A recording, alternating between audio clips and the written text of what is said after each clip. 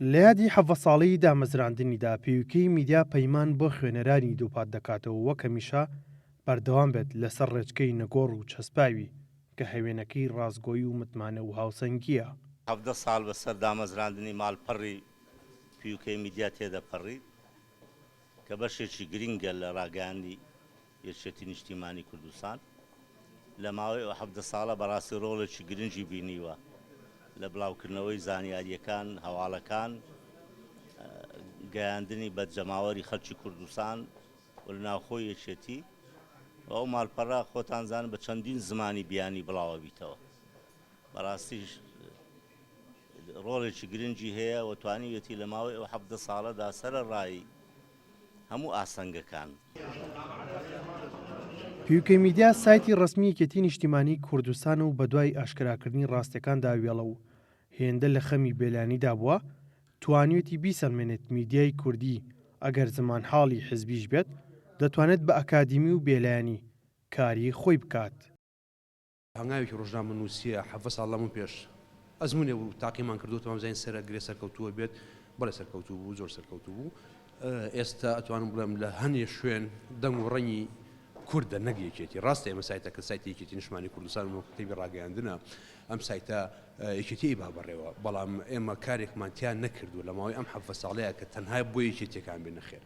ئەم سایتە لە رووسیا و بەلقان و منطقەی قەرم ئەمانە هەموو بە زمانی ڕووسی ڕووسەکان باس لە کورد ئەگەن لە کورتی ئەگەن لە ناوچەی ئوسترالیا لە کەنەدا لە ئەمریکا کە بە زمانی ئینگلیزی تۆ بەخشەکەیت خەڵک بێ زانیاریەک لەسەر کورد، لەسەر مێژووی کورد، لەسەر جینۆسایدی کورد، ئەمانە هەموو ڕەنگدانەوەی تیابن. لە بەرنامەی داهاتووی پیوکەی میدیادا هەیە کە لە مەودوا خزمەتی زیاتر بە وەرگر و خوێنەرانی بکات بەتایبەت لە ڕووی خزمەتگوزاری وێنە و ڤیدۆ و دەنگەوە. لە یادی 17 ساڵی دامەزرانی پیوکەی میدیا پیرۆزبایی لە خۆم و لە سەرجەم ڕۆژنامە نووسانی ئەم سایتە ماندوونە ناسەکەم و لەم یادا بە پێویست دەزانم بە ناوی هەموو ستافەکەەوە تاکید لەسەر بنەما چەسپیوەکانی سایتەکەمان بکەینەوە کە لەسەری دامەزراوین ئەوش ڕازگۆیی و متمانەی خوێنەرە. کارەکانمان نەوەساوە، ئێمە 24 ساعات کارەکانمان بەردەوام بوو. ئەوە نەبووە کارەکانمان لە ماوەیەکی دیاری کراودا بێت، ئێمە بەردەوام 24 ساعتەکە ئەپلۆد کراوە و بەردەوام هەوا و زانیاری نێمان گەیاندووە بە بینەرەکانمان. بەرنامەی داهاتومانەوەی ئێمە لەسەر ئەو ڕێچکەی گرتومانەوە دڵنیا بن بەردەوام ئەبین و پلانیشمان هەیە بۆ داهاتوو. سایتی پیوکەی میدیا 17 ساڵە لە خەباتی کاری ڕۆژنامەوانی خۆی بەردەوامە.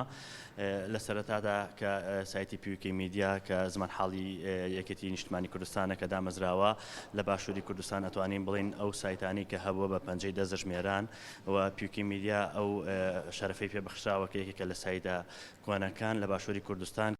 پیوکەی میدیا وەک یەکەم سایتی زمانحاڵی حزب لە هەرێمی کوردستان هەر لە ڕۆژی یەکەمی دامەزراندنەوە بە دروشمی ڕازگۆیی و متمانە وەک یەکێک لە ئامڕازەکانی میدیای نوێ کاریگەری سەنگینی لە بواری ڕۆژنامەگەریدا هەبووە و هەیە.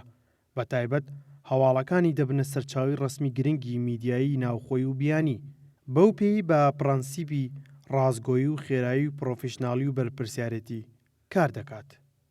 ئەحمەد ئیسماعیل گەلی، کوردستان، سلێمانی.